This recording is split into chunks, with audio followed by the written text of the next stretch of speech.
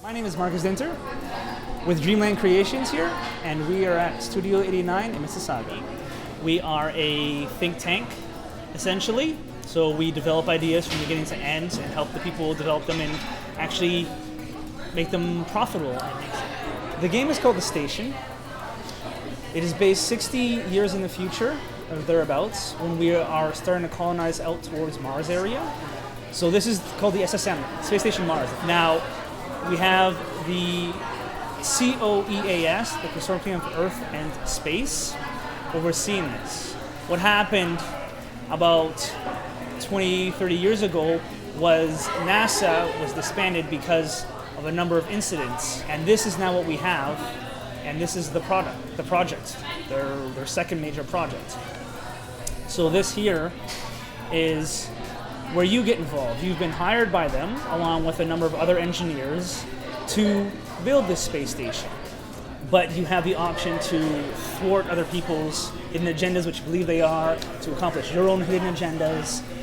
You have the ability to help other people out in the station or not help other people out. So I feel one of the best things is the game dynamics, where you're constantly questioning yourself on how far you need to go to accomplish your goals while still helping them out, or to help them out while making sure you don't, negate your own goals. So the nations will have hidden agendas, and the hidden agendas are what the nation wants to accomplish because they feel their country and their populace are interested in. So you need to make sure you have a certain number of one type, maybe commercial overall, or perhaps you just want to obtain the most money, right? Because obviously revenue is important, and you're a nation, and money is important. On the flip side, there's also the potential where you want to destroy the whole station, where you want to put everyone to debt. So those are examples of some. So there are 4 parts overall. You begin by receiving your revenue. If you don't have any modules yet built, or your modules are all damaged, then you don't receive any revenue. So the second part is you play a card. It can either be an action card to help you or thwart somebody else, whether it's destroy, like I said, destroy a production module, take money from everyone else, or you can play an actual module card, which is part of the station, and you tell everyone that you're building this card, so you're going to play it face up. And this will show them that you're working on this, and they have the chance to do something to it until you have it built up in the station. Now, if you choose to repair, you're going to be repairing one or somebody else's, and that's $5 billion. And you can do that as well.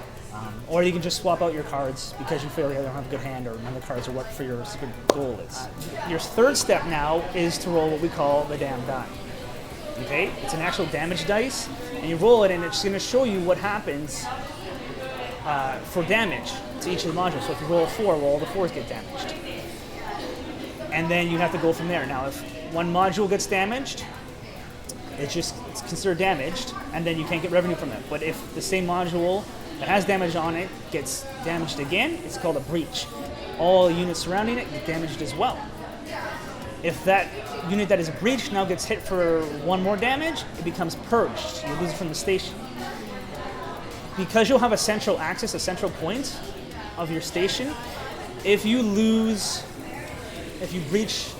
purge a module and you lose, if that's the only connecting link to the rest of the station, then anything else connected to it will go away. So even though you purge one unit, you have the option, you have the unfortunate opportunity of losing other additional modules. And finally, your last turn is just to back up to 4 cards, because your hand always starts with 4 cards. Now, you do have cards that while it's not your turn, you have the option of playing, which are the action cards. So it gives a bit of dynamics also when you're not on your turn, so you don't feel like you're just waiting around for something to happen. So in terms of what we want is we need the bulk of the money is going to go towards producing a large enough quantity so that it's feasible to actually release this with a reasonable price tag on it. But if we have people who fund, we're looking between $30 and $40, then they will have they will get a copy of the game as well for free. We're looking at an expansion. That will probably be more of the pay more goals. Then you'll get the expansion. Other things included, if we get enough funding, we would like to do custom design. Depending on how much funding, it depends on how complex we'll be able to design the custom design dies for the game. Some other things include better quality of the product, more plastic involved in like the tokens, for instance. In terms of people who fund more, we're gonna do, so you start off with $2, we'll get your name placed on the website and a notarization, essentially, for your assistance. $5, we're going to look at giving out a thank you with all the people's names on there, as well as on the website. Obviously, the game, we're looking between $30 and $40.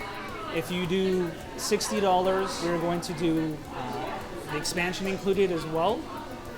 And we're looking at people who fund over and above that, around 120 at definitely, especially even just for them, specially designed pieces for those sets.